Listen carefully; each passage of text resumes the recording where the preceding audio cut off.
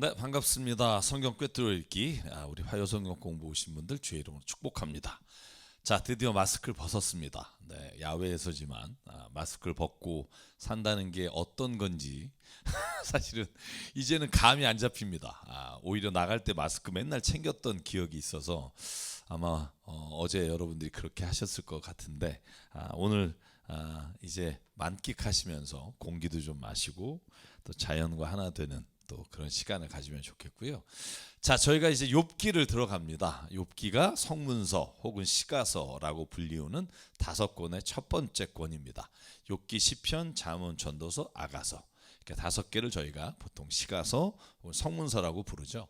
그런데 욥기가 왜 제일 먼저 들어갔을까? 원래 히브리어 성경에 보면 두 번째였어요. 두 번째였었는데 욥기가 이제 라틴어로 번역이 되면서 이제 첫 번째 자리를 잡게 됐습니다. 그 이유가 있겠죠.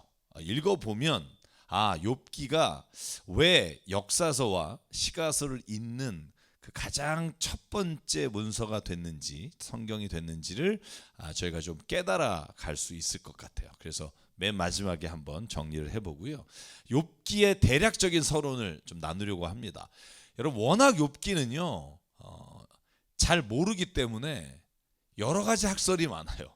이게 쓰여진 시기도 족장 시대로 보느냐 아니면 후대 바벨론 이후로 보느냐부터 뭐 여러 가지 이야기가 있는데 제가 그 자세한 얘기를 좀 빼려고 합니다. 왜냐하면 어느 누구도 확정 지을 수 없는데 다만 제가 욥기서를 읽으면서 이렇게 보는 것이 성경을 해석하고 이해하는 데 도움이 되겠다 하는 부분만 이야기를 좀 나눠볼게요.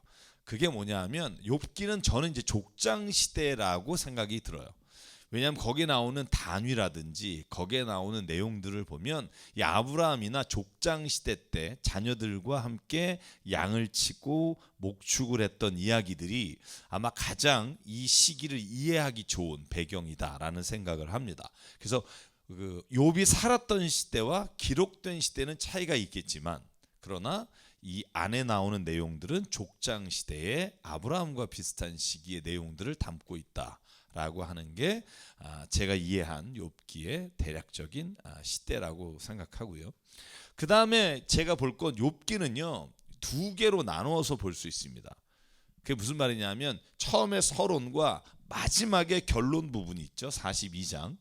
이 부분은 산문체로 되어 있어요. 그러니까 산문체가 뭐예요? 내가 어디에 갔는데 누가 있었고 뭘 봤는데 뭐 이런 내용이에요. 쭉 설명하듯이 이야기체로 쓰는 게 산문체고요. 그런데 욥기는 3장부터 41장까지는 시로 돼 있어요.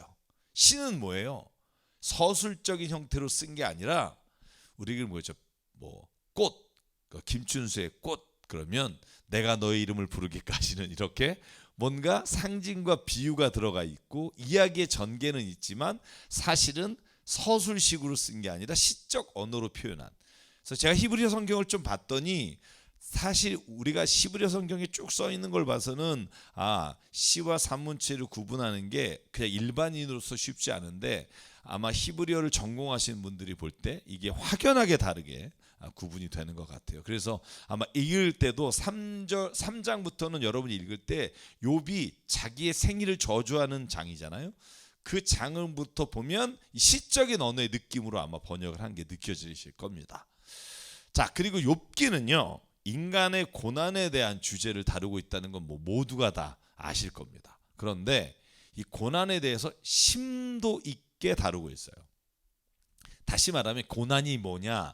고난을 당할 때 하나님이 우리와 어떻게 함께 하시냐?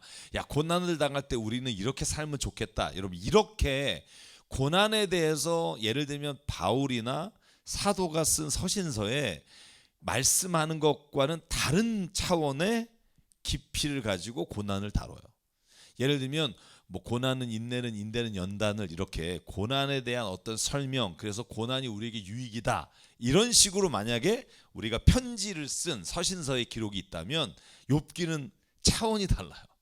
깊게 읽지 않으면 도대체 뭘 말하려고 하는지 깊이를 다 볼 수 없을 만큼 꼼꼼하게 읽어야 진짜 이게 인간의 고난에 대한 하나님의 말씀과 인간이 경험하게 되는 고난에 대한 이해를 아주 적나라하게 그리고 가장 심도 있게 알 수 있는 게 욥기다라고 감히 말씀을 드리고요. 제가 욥기를 하면서 너무 신나고 재밌는 걸 보면 아마 재밌을 것 같아요. 그리고 함께 하시는 분들도 진짜 하나님의 이런 뜻이 있구나라고 하는 걸 깨닫게 될 수 있을 거라고 생각합니다. 자, 욥의 대략적인 내용은 이렇습니다. 사탄이 그저 하나님 앞에 와서 세상을 살펴보고 그리고 욥이라는 사람에 대해서 내가 한번 건드려 보겠습니다 라는 간괴로 시작이 돼요. 그리고는 욥이 다 잃어버리죠. 가축과 자녀와 건강을 모두 잃어버리죠. 그리고는 욥을 위로하려고 찾아온 세 친구와 논쟁을 벌입니다. 물론 엘리후가 나중에 나와서 그 젊은이가 이렇게 반박하는 내용들이 있지만 결국 요 구조 안에서 마지막에 하나님이 욥에게 주고받는 대화를 통해 고난이란 이렇게 우리가 이해할 수 있겠구나.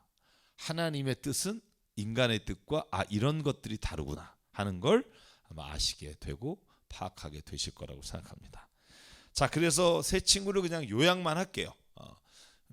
세 친구와 그 세 번씩의 논쟁을 벌입니다만 마지막에 이 세 번째 논쟁에서 소발은 빠집니다. 그래서 엘리바스와는 세 번의 논쟁, 그리고 빌닷과도 세 번의 논쟁, 그러나 소발과는 두 번의 논쟁으로만 끝나게 되고 그 다음에 엘리후가 등장하면서 32장부터 37장까지 쭉 이제 엘리후가 세 친구와 욥을 향해서 하는 말로 이루어져 있고 마지막에 욥과 하나님의 대화가 돼 있다는 거 기억하시고, 그래서 대략적으로 말하면 엘리바스라는 친구는 신앙적인 면에서, 빌닷은 전통적인 면에서, 그리고 소바는 상식적인 입장에서 욥의 고난에 대해 설명하고 때로는 비난하고 이야기를 전개해 갑니다.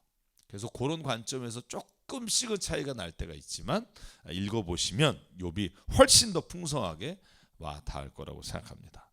자, 그러면 우스가 어디냐? 1장의 우스에서 살았다. 이게 사실은 저 동북쪽이라는 설과 이 밑에 그 에돔 쪽이라는 설이 있는데 아마 많은 분들이 우스를 이 지도로 보면 이 예루살렘 이 밑쪽에 에돔 밑쪽에 그 우스라고 하는 지역이 있었을 것이다. 그것이 좀 더 많은 사람들의 지지를 받고 있습니다. 그래서 우스는 아마 아라비아 광야 그쪽 가는 길에 있는 지역이었을 거다. 그렇게 추정을 합니다. 그래서 각 성경의 구약 성경이 어디서 쓰였는지 어디를 배경으로 왔는지 뭐 이런 지도는 나중에 한번 설명을 드리도록 하겠습니다. 자, 그러면 한번 구조를 볼까요? 욥의 구조. 어떻게 1장부터 42장까지 전개되는지 잠깐만 볼게요. 자, 1장, 2장 아까 말한 것처럼 천상에서 회의가 일어나요. 하나님과 사탄과 하나님의 아들들이 모여요. 하나님의 아들들 좀 이따 설명드릴게요. 자, 그래서 이 천상에서 벌어진 일들과 또 욥의 시험을 당하는 이야기가 1장, 2장에 나옵니다. 3장에 가면 욥이 한탄하고 자신을 저주하며 하나님을 원망하는 내용이 나와요. 여러분, 우리가 욥을 대충 아는 사람은 하나님이 그 고난을 주셨고 허락하셨고 모든 걸 잃어버렸음에도 말로 저주하지 않았다. 그건 2장까지고요. 3장부터는 자기의 생일을 저주하고 하나님 원망하는 이야기가 가득 차 있습니다. 한번 볼게요. 그럼에도 불구하고 왜 하나님이 그를 흠이 없고 정직하고 의로운 자라고 말했는가? 그 부분도 오늘 살펴보게 될 것 같습니다. 그리고 1라운드라고 되어 있는데 1장 4장부터 14장까지가 세 친구와의 논쟁입니다. 멀리서 찾아와서 친구를 향해 비난하는 아주 아이러니한 모습들이 나옵니다. 두 번째 15장에서 21장까지가 2라운드.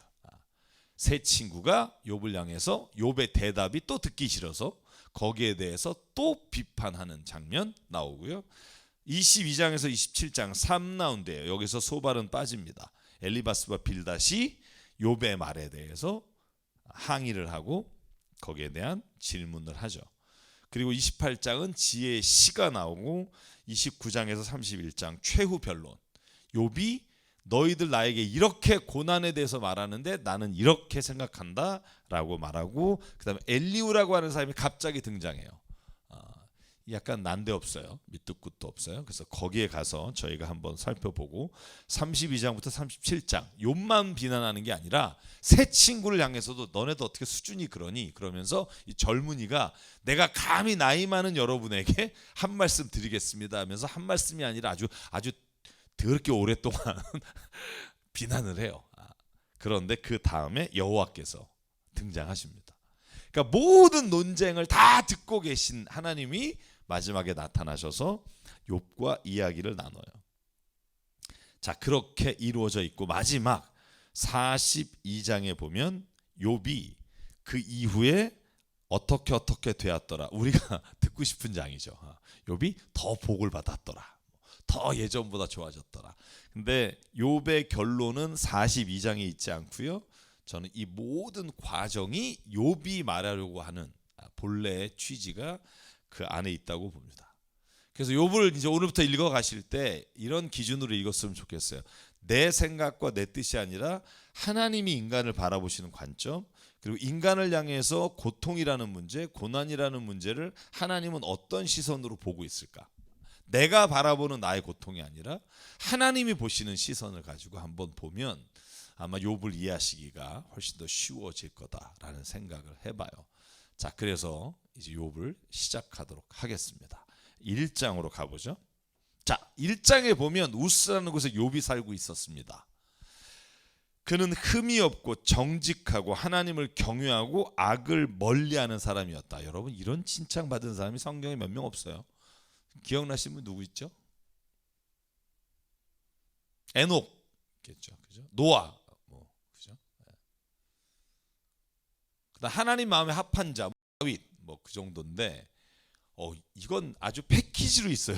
흠이 없고 정직하고 하나님을 경외하고 악을 멀리해. 이 네 가지는 와, 이거 읽으면 우리와는 다른 인간이다 이런 생각이 들잖아요. 착각이에요. 3장으로 가면 욥이 자기의 생일을 저주하며 하나님을 향해 원망해요. 자, 그럼에도 불구하고 왜 모든 이야기를 다 아는 이 욥기에 그가 흠이 없고 정직하고 하나님을 경외하고 악을 멀리하는 사람이라고 기록할까? 그리고 이 관점은 끝까지 변함이 없어요. 그래서 욥이 악하다거나 그래서 욥을 하나님이 미워했다거나 이런 말이 없습니다. 그러면 이 관점을 끝까지 가지고 있다는 거예요. 욥에 대해서. 그는 정직하고 하나님을 경외하고 흠이 없고 악을 멀리하는 사람이다. 왜? 욥이 하나님을 원망하기도 하고 생일을 저주하기도 하고 때로는 그가 친구를 향해서 비난하기도 하는데 왜 흠이 없다고 할까?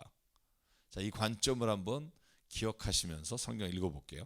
자, 그런 욥이 있었는데 아들 7과 딸 3이 있어요. 양 7,000마리와 낙타가 3,000마리, 겨릿소가 500쌍, 암나귀가 500마리, 종도 아주 많이 있었다. 부럽죠? 네. 쉽게 말하면 다 가졌다는 거예요. 소유와 자녀와 건강. 자, 그래서 마지막 결론, 그는 동방에서 으뜸 가는 부자였다. 이렇게 욥의 상태를 기록합니다. 근데 뿐만 아니라 자, 모든 걸 다 가졌어. 이것만으로는 행복하지 않아요. 왜냐하면 여러분 재산은 많은데 자식들하고 막 싸우고 분쟁 있고 막 이런 경우가 얼마나 많아요. 그런데 이 욥은 거기에다가 자식들의 관계도 좋아. 그래서 여러분 뭐라고 돼 있어요? 아들이 생일이 되면 저마다 돌아가면서 잔치를 벌일 때 누이들도 오라고 하는 거예요. 그러니까 10명의 자녀가 얼마나 사이가 좋았는가.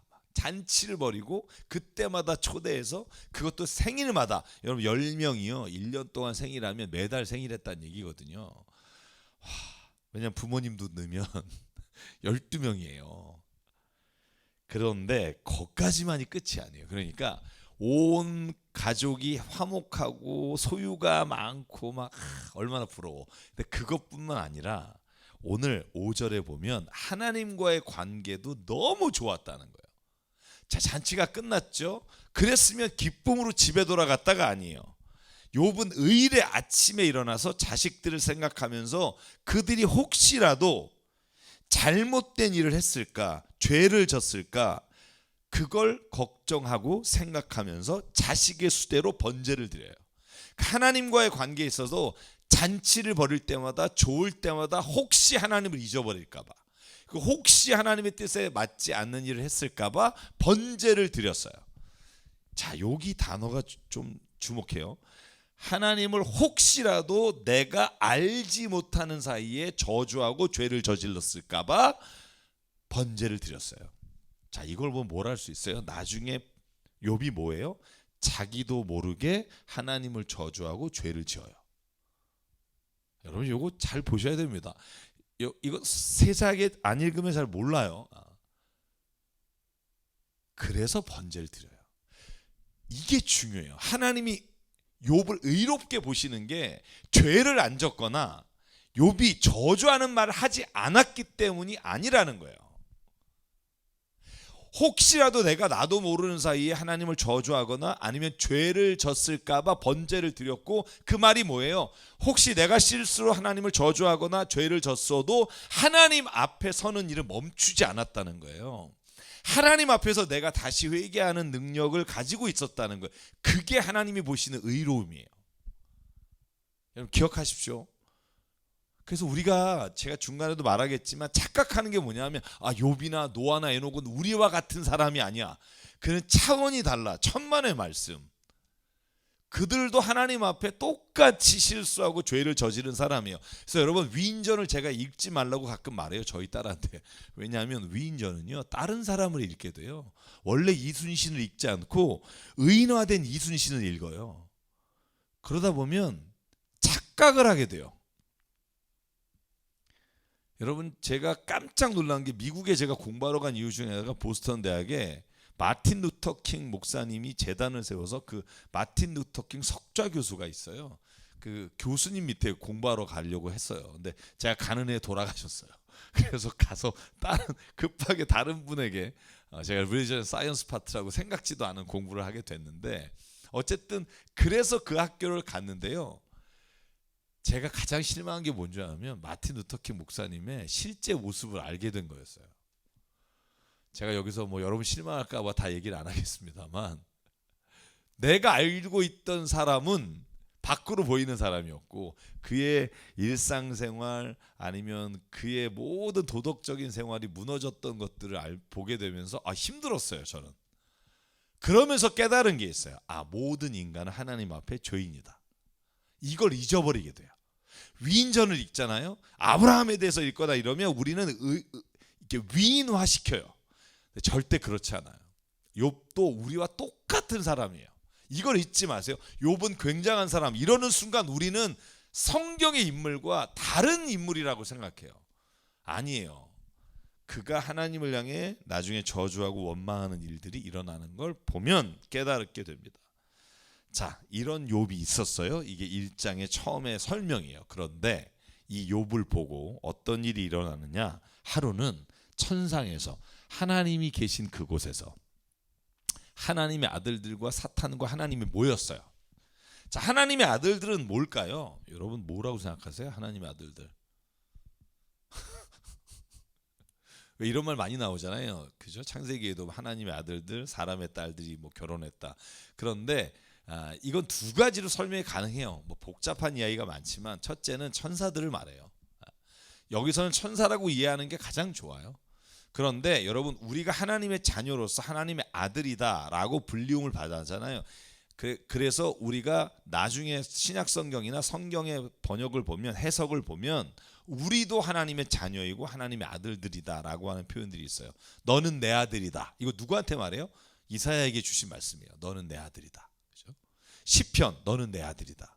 자, 하나님이 우리를 향해서 너는 내 아들이다 라고 말하는 거 보면, 하나님의 아들들은 우리 믿는 자들을 하나님의 아들들이라고 말해. 아니, 좀 더 포괄적으로 말하면 모든 하나님의 창조된 사람을 하나님의 아들이라고 일컬음을 주시는 거예요. 근데 그가 받아들이느냐 받아들이지 않느냐에 따라 하나님의 아들이라는 자기 의식이 있느냐 없느냐의 기준으로 우리가 하나님의 아들이다 아니다를 구분하게 되는 건데, 여기선 천사예요. 자, 천사는 그러면 성경에 남자일까요, 여자일까요? 뭐로 나올까요? 앙겔리우스, 그러니까 천사는요 다 남성형이에요. 여성형이 없습니다. 미가엘, 가브리엘, 뭐 루시퍼 다 남성형이에요. 천사는 여성형으로 쓰이지 않습니다. 그러면 어떤 분은 그럴 거예요. 아니, 성경은 남성 위주의, 여러분 생각해 보실래요? 3000년 전에, 2000년 전에 그들이 가지고 있었던 권위와 권력은 남성에게 있었어요. 그래서 그걸 표현할 때 하나님의 아들들 혹은 남성에 대해서 권위를 주는 건 그들이 쓸 수 있는 방식이라는 거예요. 그러니까 성경을 믿을 만하지 않다. 여러분, 그러면 우리는 과거의 모든 문서를 읽지 못하고 권위를 줄 수가 없어요. 한번 생각해 보실래요? 3000년 전에 이스라엘 백성이 가지고 있었던 세계관 어떻게 돼 있어요? 우주관. 지구는 평평해요. 태양이 지구를 돌아요. 그리고 지구, 우리가 보는 땅 밑에 헷세드라고 해서 그 지옥이라는 게 이 밑에 있다고 생각했어요. 땅 밑에 지옥불이. 그리고 하늘은 우리가 별이 있고 달이 있고 해가 있는 걸 2층천, 그리고 그 위에를 3층천, 그래서 그 위에 하나님이 계시는 곳이 있다고 생각했어요. 근데 여러분, 20세기의 과학이, 그리고 우리가 허블 만원경을 통해서 볼 때 우주가, 지구가 둥글고, 물론 15세기에 이미 알고 있었지만 지구가 둥글고 그리고 지구가 태양을 돈다는 걸 우리가 지금은 알잖아요. 그렇다고 해서 성경이 가지고 있었던 그들의 과학관이나 우주관이 그러니까 읽을 만한 가치가 없다라고 말하는 건 원래 성경이 말하려고 하는 것을 보지 못하게 하는 가림막이 되는 거죠. 그래서 우리가 성경의 우주관 혹은 가치관, 도덕관이 지금의 우리가 사는 세상과 좀 다를 수 있어요. 그럼에도 불구하고 제가 드리고 싶은 말씀은 우리가 본래 말하려고 하는 의도와 목적을 찾아내면 돼요. 자, 그래서 하나님의 아들들과 사탄과 하나님이 모였는데, 사탄이 딱 들어오는 걸 보고 주님이 이렇게 말해요. 하나님이죠. 어디 갔다 오니? 그랬더니 사탄이 대답해요. 땅을 이리저리 돌아다니다가 오는 길입니다. 자, 그래서 물어봐요. 사탄에게. 여기 재밌습니다. 2장에도 똑같이 나와요. 저는 이걸 보면서 눈물이 나요. 왜 눈물이 나냐면 하나님이 사탄한테 이렇게 물어봐요. 너 혹시 욥 봤니? 아니, 왜 욥 얘기를 했을까요? 사탄이 그냥 두루 돌아보고 왔습니다. 그러면 그래, 잘 다녀왔다, 뭐 이렇게 하면 될 텐데, 야, 혹시 너 욥 봤니? 왜 물어볼까요? 하나님 자랑하고 싶은 거예요. 자랑하고 싶은 거예요. 너 욥 봤니? 왜? 그는 의롭고 흠이 없고 경외하고 악을 멀리하는 사람이야. 그러니까 혹시 너 욥 봤니? 그리고 하나님이 사탄에게 자랑하고 싶어요. 요한 2장에도 똑같이 그래요. 욥 2장에도 그가 모든 가축과 자녀를 다 잃었음에도 불구하고 말로 죄를 짓지 않는 걸 보고 하나님이 또 물어봐요. 너 혹시 욥을 봤니? 저는 이걸 보면서 하나님이 얼마나 우리를 통해서 자랑하고 싶으신가. 너 봤니? 전 저와 여러분이요, 하나님이 좀 자랑하고 싶은 사람이 됐으면 좋겠어요. 너 욥 봤니? 너 기철이 봤니? 야, 걔가 세상에 그만큼 흠이 없고 정직하고 하나님을 경외하고 멀리하는 사람이 없어. 1장 1절에 나왔던 말을 하나님이 반복하세요. 그랬더니 사탄이 뭐라 그래요? 참, 주님, 욥이 괜히 그러겠습니까? 괜히 하나님을 경외하게 했습니까? 아무것도 바라는 것이 없이, 개혁개정의 이유 없이, 까닭 없이 하나님을 경외하겠습니까? 하나님이 줄 거 다 줬으니까, 그 정도 복 받았는데 하나님을 경외하지 않으면 그게 인간입니까? 이런 얘기죠. 그러니까 하나님이 칭찬하고자 하는 욥을 사탄은 하찮게 여겨요. 제가 이것이 우리가 사탄의 시선을 따라 살지 않고 하나님의 시선을 따라 살아가야 되는 이유라고 말씀을 드리고 싶어요. 사탄이 하는 일과 하나님이 하는 일이 근본적으로 뭐가 다른가? 하나님은요, 인간을 향해서 인간이 하는 모든 일들에 대해 긍정적으로 보세요. 우리가 때로는 실수하고 넘어지고 잘못해도 하나님은 그것이 고쳐질 수 있고 바꿀 수 있고 변화될 수 있는 것으로 보세요. 사탄은 아니에요. 사탄은 부정적인 걸 보고 안 된다고 말하고 결코 인간이 하나님을 스스로 자유의 의지로 섬기지 않을 거라고 말해요. 뭔가 건덕지가 있으니까 하나님을 지금 섬기는 거라고 사탄은 끊임없이 비난해요. 여러분, 그래서 하나님은 욥을 높이고 사탄은 욥의 신앙을 폄하해요. 자, 나 자신을 어떻게 봐야 될까? 저는 하나님의 시선으로 우리 자신을 보는 자가 돼야 된다고 믿어요. 실수하죠. 여러분, 저녁에 잠자리에 누웠을 때 오늘 하루에 내가 했던 모든 일들을 생각하면서 후회가 밀려오죠. 그럼에도 불구하고 하나님이 욥을 향해 이렇게 말해요. 너는 의로운 자다. 왜? 하나님 앞에서 자신이 알지 못하는 사이에 저주하거나 죄를 지은 것도 회개하는 사람이다. 나는 너의 그걸 의롭게 보신다. 그래서 제가 정리해 볼게요. 성경에서 사람을 평가하는 말을 오해할 때가 있다. 아까 말씀드린 대로 노아나 에녹이나 아니면 욥에 대해서 의인이고 흠이 없으니까 나와는 다른 사람이라고 생각한다. 근데 절대 아니라는 거예요. 하나님이 우리가 흠이 없어서 우리가 하나님을 경외하기 때문에 우리를 사랑하시고 우리를 긍정적으로 보시는 게 아니라 하나님이 우리를 하나님의 자녀, 하나님과 함께 있고 하나님께 나와서 회개하는 자인 것을 의롭게 보시는 거예요. 그래서 믿음이에요. 믿음을 의롭게 보시는 거예요. 이따가 제가 좀 자세한 얘기 할게요. 자, 그래서 우리는 사탄의 시선으로부터 자신을 보는 게 아니라 하나님의 시선으로 바라봐야 한다. 이걸 잊지 마십시오. 그러면 다시 일어날 수 있어요. 욥이 오늘 욥의 마지막 장에 하나님이 하시는 게 뭐냐? 욥은 하나님이 뭘 얘기하고 싶으신 거냐 하면 결론적으로 너 있잖아, 실수할 수 있고 스스로 저주할 수 있고 하나님 원망할 수 있어. 그런데 잊지 마. 너는 그래도 내 자녀야. 너는 내 눈에는 내 앞에 항상 너 자신을 나의 눈으로 바라보는 의로운 자야. 이게 저는 욥기를 읽으면서 깨닫게 되는 말씀이에요. 자, 그러면 좀 더 읽을까요? 자, 드디어 사탄이 이렇게 말합니다. 이제라도 하나님의 손을 들어서 그들의 모든 가진 걸 치면 하나님은 저주할 거다. 사탄이 원하는 대로 됐어요. 자, 과정을 한번 볼까요? 그래서 주님이 뭐라 그래요? 그래? 그러면 가진 모든 걸 다 한번 너에게 맡겨볼게. 그 대신 몸에는 손대지 마. 그의 소유물에 대해 손대. 그래서 13절, 하루는 욥의 아들과 딸들이 맏아들 집에서 음식을 먹는데 포도주를 마시는데 아마 생일이었을 확률이 크겠죠. 일꾼 하나가 달려와요. 그리고 갑자기 말해요. 여러분, 인생에서 언제나 고난은 갑자기 옵니다. 갑자기 말해요. 뭐냐 하면 우리가 소를 몰아 밭을 갈고 나귀를 그 근처에 풀을 뜯고 있는데 스밧 사람들이 와서 가축을 빼앗아 가고 종들을 칼로 쳐 죽였습니다. 자, 욥이 이 이야기를 들었을 때 어땠을까요? 여러분, 우리의 모든 소유를 예를 들어 뒤에 이제 더 잃어버리는 게 나오지만 잃어버렸다. 그럼 여러분 어떨 것 같아요? 기업이 망했다, 그죠? 부도가 났다, 그죠? 은행에 넣었던 돈이 다 날라갔다. 여러분, 그럴 때 어떨 것 같아요? 자, 그럴 때 욥은요, 마지막에 한번 그것만 볼게요. 자, 22절. 욥은 이 모든 어려움을 당하고도 죄를 짓지 않았으며 하나님 원망하지 않았다. 자, 보실래요?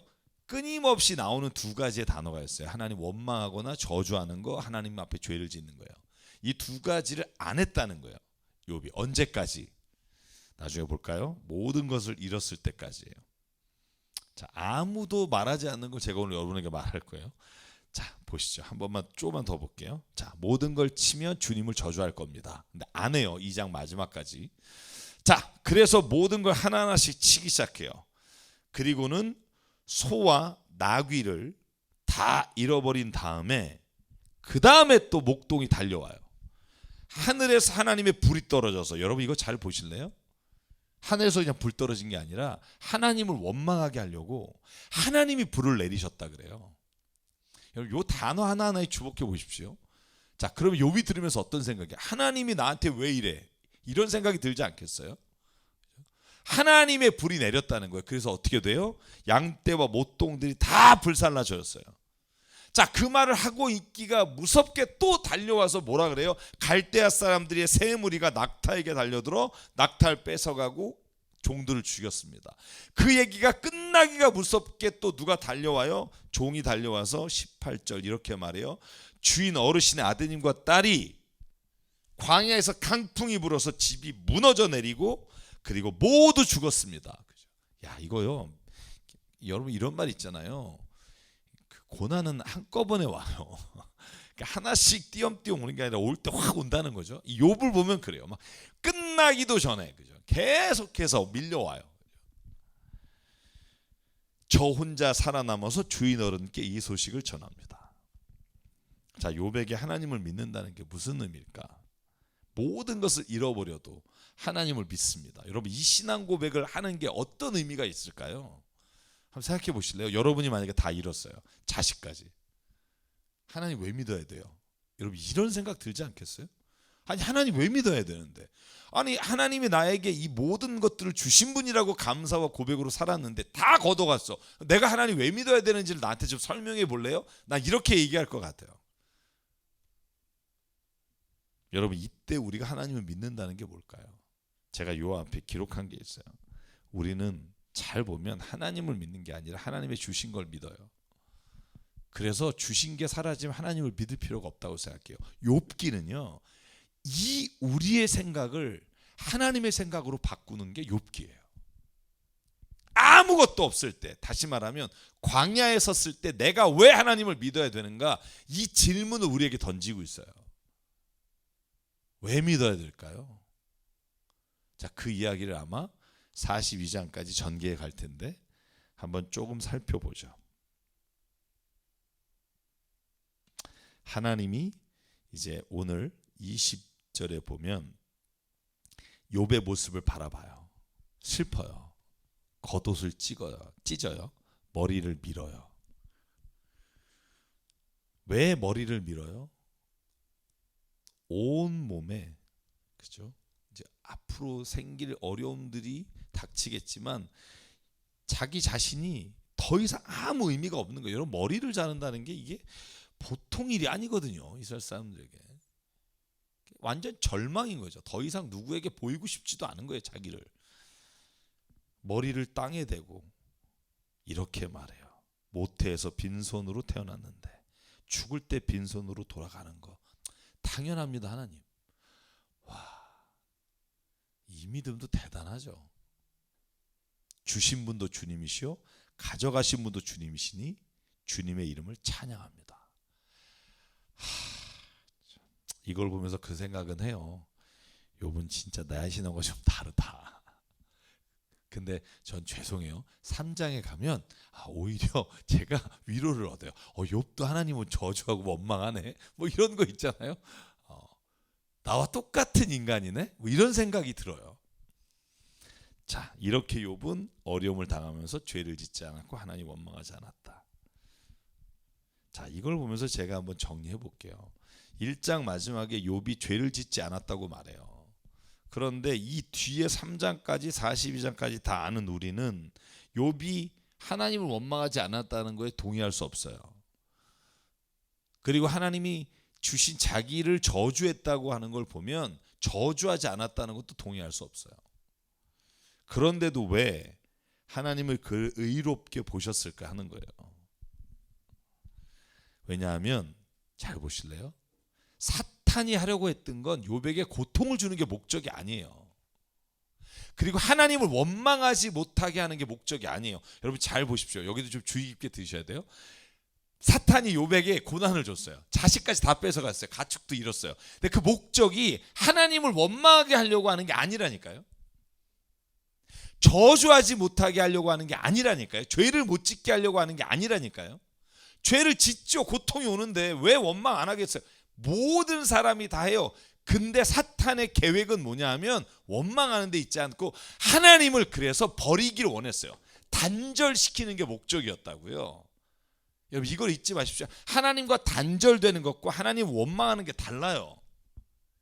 누가 하나님 원망해요? 믿는 사람이 원망해요. 시편에 보실래요? 하나님 왜 나를 이렇게 하나님이시여 하나님이시여 이렇게 탄식하잖아요. 원망하잖아요. 그게 하나님과 단절된 게 아니에요. 하나님을 향해 부르짖는 거예요. 어떻게 알아요? 예수께서 십자가에서 그렇게 말했거든요. 하나님 왜 나를 버리시냐고. 원망이잖아요.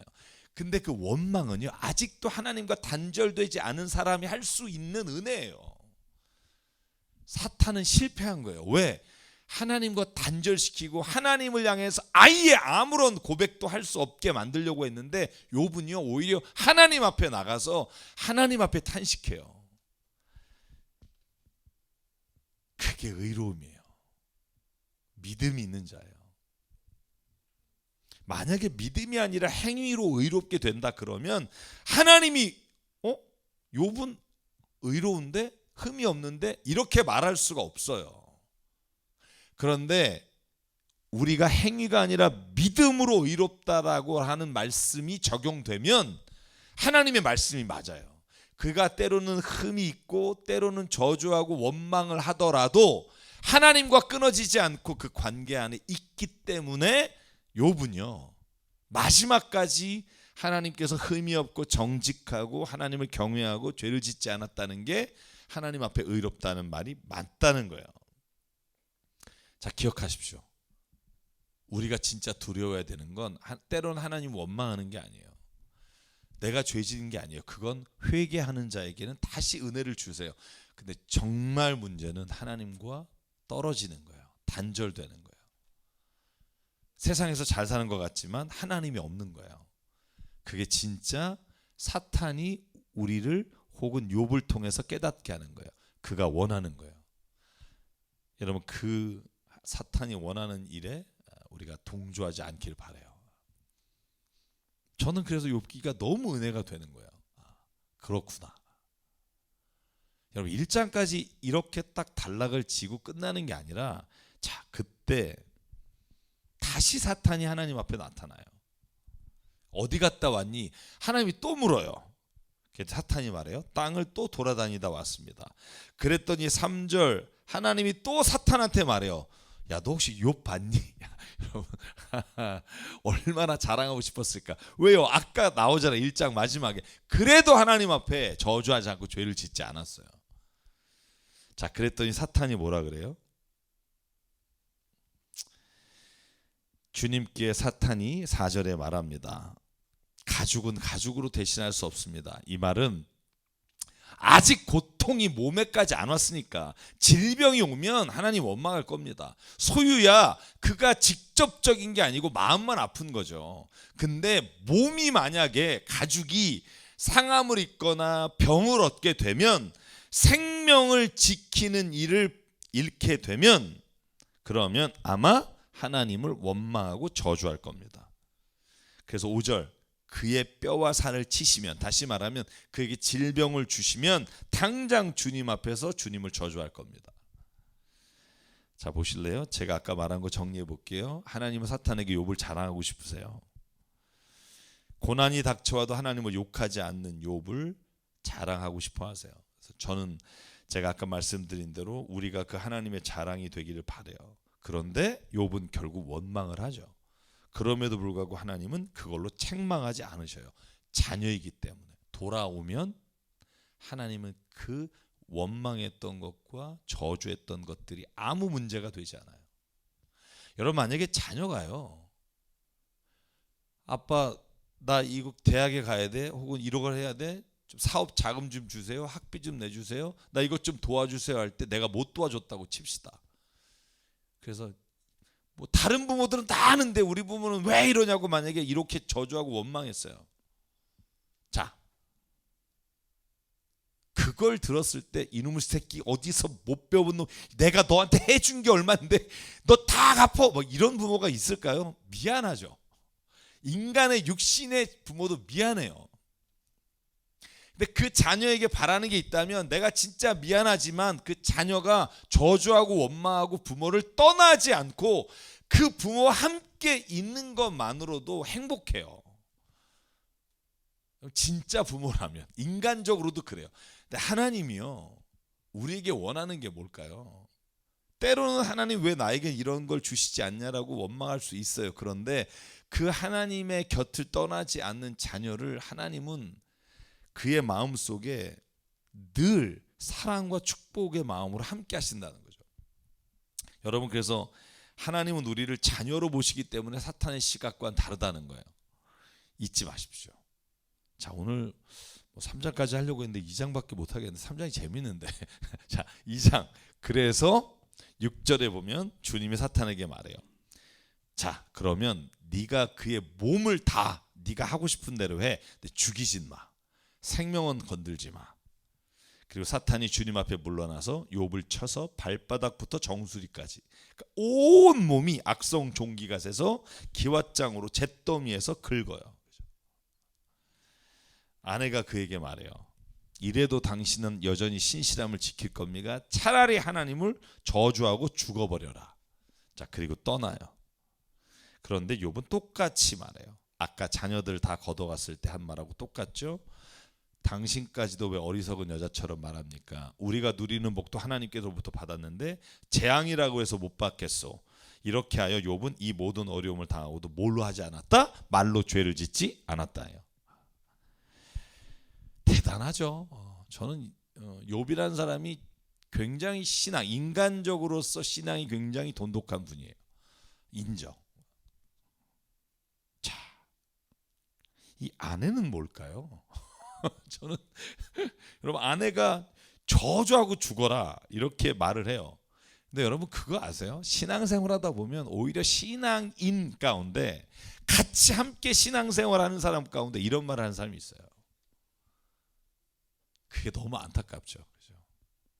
욥의 아내는 결국 우리가 살아가는 이 세상에서 신앙을 같이 나누는 사람들, 격려와 위로가 아니라 고난의 때 비난과 정죄를 하는 사람들이 있다는 거예요. 근데 그 앞에서 욥은 당당했어요. 그리고 하나님 앞에 저주하며 죄짓지 않았어요. 전 하나님이 우리에게 신앙의 공동체, 성도의 교제를 왜 주셨을까? 그냥 자기 생각으로 판단하지 말라는 거예요. 욥기 전체를 보면 뭐예요? 엘리바스나 빌닷과 소발이 했던 가장 잘못된 게 뭐예요? 욥에게 일어났던 사건을 자기의 생각과 성경적 지식으로 판단하는 거예요. 그게 가장 큰 죄라고 하나님이 마지막에 41장에 말하잖아요. 그것만 안 해도 여러분 우리 공동체가, 교회라는 곳이 천국이 될 수 있어요. 그래서 성경이 뭐라고 말해요? 그냥 성도의 교제가 뭔 줄 아니? 그냥 누군가 웃을 때 함께 웃어줘. 누군가 울 때 함께 울어줘. 그게 네가 할 수 있는 최고의 거야. 네가 남에게 판단하거나 가르치려 하지 말고 하나님의 말씀이 그를 가르치게 해. 하나님의 말씀이 그 안에 들어가면 그 스스로가 회복된 능력을 성령이 주시는 거지. 너는 옆에서 있어주기만 하면 돼. 여러분 이걸 잊지 마십시오. 신앙생활은요, 성도의 교제는 옆에 있어주는 거지 그들을 판단하고 비판하거나 그들을 자로 재는 게 아니에요. 자녀도 마찬가지예요. 제가 초창기에 늘 한 말이 있죠. 자녀를 교인처럼 대하자. 그죠? 자녀를요, 자녀처럼 대하면 맨날 혼내야 돼요. 근데 교인이라고 생각하면 아이고 안녕하세요. 누가 나에게 욕했어도 교회에서 어떻게 싸워요. 안녕하세요. 아이고 잘 지내시죠. 그죠? 자녀를 그렇게 대해보시라고요. 천국 되지. 근데 자녀는 내 마음대로 할 수 있다고 생각하니까 우리가 자꾸 내 눈에 만족하지 않은 걸 가지고 계속해서 말하니까 그 안에 싸움이 일어나는 거예요. 하나님이 역사하시는 걸 믿으십시오. 곁에 있어주면 돼요. 든든하게. 그게 저는 부모의 역할이라고 생각해요. 자, 마지막으로 고난의 때에 그리스도인이 기억해야 될 게 있습니다. 2장을 통해서. 그건 뭐냐 하면 하나님의 법칙이에요. 하나님에게는 고통이 불행이고 기쁨이나 즐거움이 행복이지 않아요. 우리는 고통이 오면 불행해요. 그리고 우리에게 기쁨이 오면, 좋은 일이 오면 행복해요. 하나님은 근데 그 도식이, 그 법칙이 적용되지 않아요.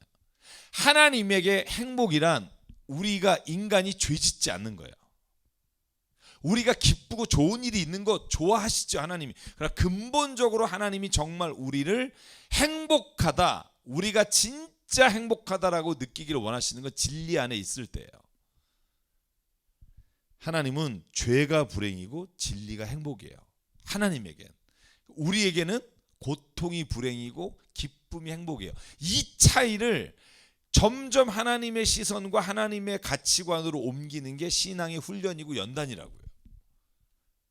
자, 요걸 깨닫기까지가 욥기를 이해하기 어려울 거예요. 그죠?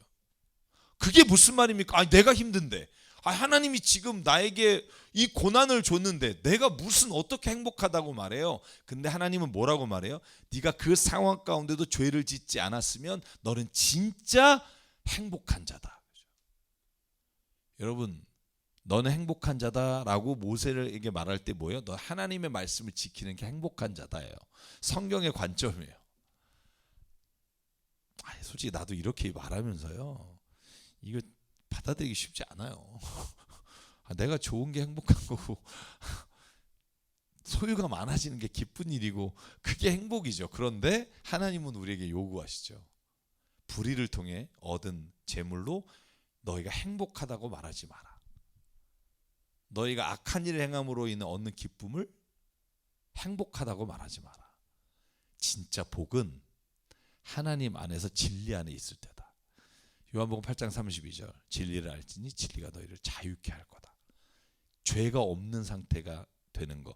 그래서 거리낌이 없는 삶, 그게 진짜 행복이야. 죄를 가지고 네가 항상 불안하고 이게 드러날까 봐 노심초사하는 거, 그게 불행이야. 그거부터 자유해봐. 진짜 행복이 와. 여러분, 이게 오늘 2장까지 하나님이 우리에게 말씀하시는 거로 들려요. 자, 3장의 시작만 하고 마칠게요. 자, 왜 이 시작을 하고 싶냐면 뒤에는 이제 욥이 자기 생일을 저주하는 건데, 자, 2장이 11절, 2장의 11절, 2장만 하고 맞추면 되겠네요. 2장의 11절을 보면 욥의 세 친구가 찾아와요. 그때, 어느 때예요? 기왓장으로 긁고 있을 때. 그럼에도 불구하고 저주를 안 하고 하나님 원망하지 않고 있는 그때, 욥의 세 친구가 왜 와요? 진짜 먼 곳이에요. 이 지명을 보면 다 동쪽 끝이나 멀리서 친구가 찾아와요. 대만 사람 엘리바스, 수아 사람 빌닷, 나아마 사람 소발. 재난을 받고 있다는 말을 듣고 달려와 위로하려고 집으로 가요. 그런데 멀리서 욥을 봤는데 못 알아봐요. 왜요? 머리는 밀었죠. 온몸에 종기가 나 있죠. 그들이 한참 보고 욥이네, 그리고 울어요. 슬픔에 못 이겨서 소리내 울고 겉옷을 찢고 공중에 티끌을 날려 머리를 뒤집었어요. 여러분, 이런 친구가 어디 있어요? 여러분, 고통당하고 어려울 때 찾아오는 친구가 제일 정말 고맙잖아요. 자, 그래서 일주일 동안 같이 땅바닥에 앉아서 욥의 고통이 너무 처참하니까 입을 열어 한마디도 못해요. 자, 근데 제가 여기서 여러분에게 질문을 던지고 오늘 마칠게요.